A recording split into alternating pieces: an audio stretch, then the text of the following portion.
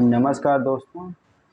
आप आज प्राथमिक शिक्षक भर्ती जो होने जा रही है बिहार में, उसके जो सचिव जी कहे थे कि एससीईआरटी से ही क्वेश्चन आएंगे, तो वही आज हम कक्षा 3 की मैथ को हम सॉल्व करेंगे। जो एससीईआरटी बिहार बोर्ड की बुक है, वही का आज हम कक्षा 3 का पहला चैप्टर देखेंगे। जो ज्यामिति दिया गया है वही को आज हम लोग सॉल्व करेंगे। चलिए शुरू करते हैं। ये तो दोस्तों आप नॉर्मल है, आप जानते होंगे। चलिए यहाँ से शुरू करते हैं। जैसे कि कुछ अभी लोग नहीं जानते कि जो वर्गाकार है, जो चारों कोने बराबर हैं, तो यानी चौकोर है, जिसे हम वर्ग कहते हैं, जिसकी लंबाई और चौड़ाई ऐसा है, वो आयत है।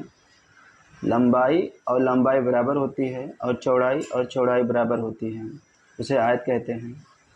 अब अगला देखिए, त्रिभुज के अभी आपको पूरा सॉल्व इसका दिया गया है कि क्या किसे कहते हैं, कैसे कहते हैं, ये सब तो आप जानते होंगे।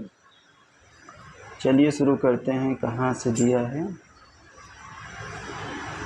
इसका नाम पूछा जा रहा है, जो कि आप जानते हैं। क्वेश्चन यहाँ से बनेगा, क्वेश्चन यहीं से बनेगा दोस्तों। आप ध्यान दीजिएगा।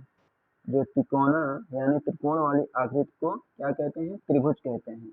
यह 3 रेखाओं से घिरी होती है। क्वेश्चन ऐसे भी बनेगा, 3 रेखाओं से घिरी हुई आकृति को क्या कहते हैं? उसे त्रिभुज कहते हैं। वर्ग और आयत 4 कोना और चौकोर आवृत आकृति वाले होते हैं। चौकोर आकृति वाले कौन होते हैं? एक वर्ग होता है और आयत होता है। आयत के आमने और सामने की रेखाएं यानी भुजा बराबर होती हैं, यानी लंबाई और लंबाई बराबर होती है और चौड़ाई चौड़ाई बराबर होती है। और अगला देखिए, वर्ग की चारों भुजाएं बराबर होती हैं, चाहे लंबाई हो चाहे चौड़ाई हो, सभी बराबर होती हैं। और गोल आकृति होती है, वृत्त होती है, आप सभी जानते हैं। ऐसी आकृति या वस्तु जो मतलब चारों तरफ से गोल और ठोस हो, उसे क्या कहते हैं? गोला कहते हैं, जैसे गेंद। फिर से सुन लीजिए, ऐसी आकृति या वस्तु जो चारों तरफ से गोल और ठोस हो, उसे क्या कहते हैं? गोला कहते हैं, जैसे गेंद। ऐसी आकृति जिसमें त्रिकोण और एवं गोलाकार दोनों आकृति हो, उसे क्या कहते हैं? शंकु कहते हैं। आप ध्यान से सुनिए, ऐसे क्वेश्चन बनेंगे, आप लोग कर नहीं पाएंगे। जैसे कीप, जोकर और तिकोनी। की, जोकर और तिकोनी, ये जैसे उदाहरण दिया गया है, यही शब्द दे के आपसे पूछ लिया जाएगा कि इसमें से कौन शंकु के उदाहरण हैं।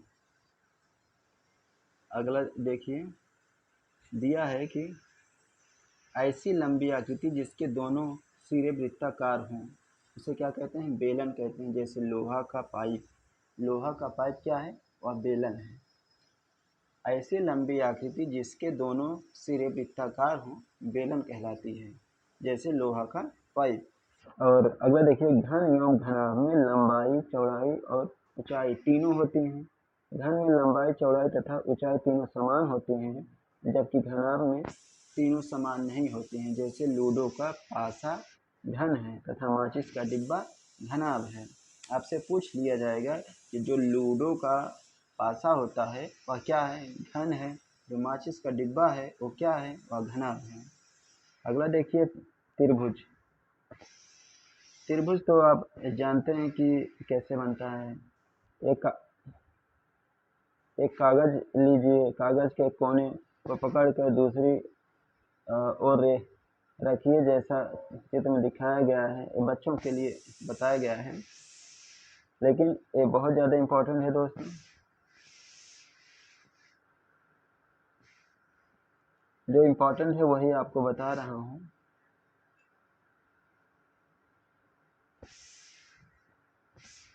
आमतौर पर किताब या कॉपी में कागज आयताकार होते हैं। आयताकार कागज को मोड़कर 4 अलग अलग आकार के आयत बनाइए। इसके लिए इसे 4 बार मोड़िए। पूरा कागज है, पहला मोड़, दूसरा मोड़, तीसरा मोड़, ये सब बताया गया है। और फिर इसमें एक बिंदु के माध्यम से बताया गया है आयत कैसे बनाया जाता है। जो आयत बने उसमें किसी एक को देखिए और बताइए कि कितनी भुजाएं हैं। आप जानते हैं कि 4 भुजाएं होती हैं। किसी भी आयत की चारों भुजाओं की लंबाई मापिए, आगे आपको मिलेगा। ये सब कक्षा 3 की बुक है दोस्तों।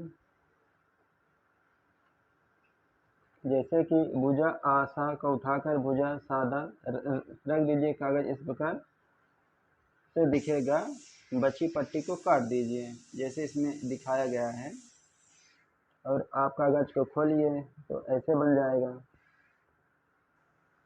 इसमें भी बताया गया है, बहुत नॉर्मल है सब।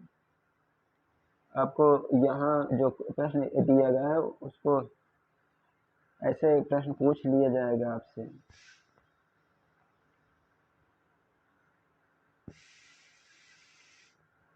चलिए अभी आपको हम आगे दिखाते हैं। ये ज़्यादा कुछ है नहीं। आयत हो गया, वर्ग, वृत्त, सीधी रेखा।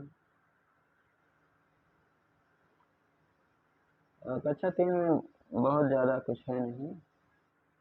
अच्छा, अब थोड़ा ये भी, स्केल से सीधी रेखा चलने वाली, स्केल से खींची जाने वाली रेखा सीधी रेखा या सरल रेखा कहलाती है।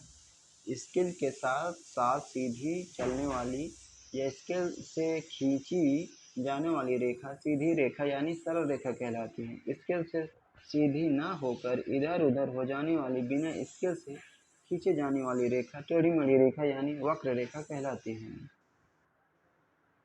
जो इम्पोर्टेंट है आप लोगों को वही हम बता रहा हूँ, बाकी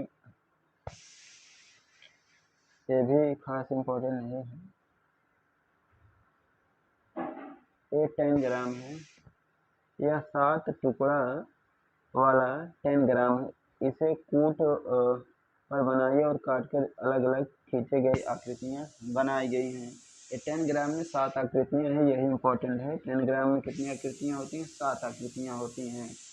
जैसे या एक आकृति ए हो गई, एक आकृति ए हो गई, एक ए हो गया, ए हो गया, मतलब 7 आकृतियाँ दी हुई हैं कुल मिला के।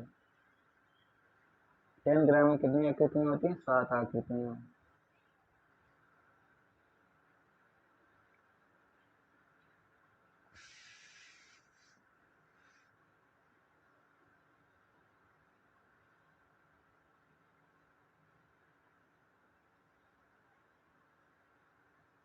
इसमें कुछ खास ज़्यादा इम्पोर्टेंट नहीं है दोस्तों। चलिए अब इसमें कुछ है नहीं। अब कक्षा 4 का हम लोग देखेंगे, क्योंकि इसमें ज़्यादा कुछ है नहीं। कक्षा 4 और 5 के ज़्यादा इम्पोर्टेंट हैं, उसी को हम लोग सॉल्व करेंगे।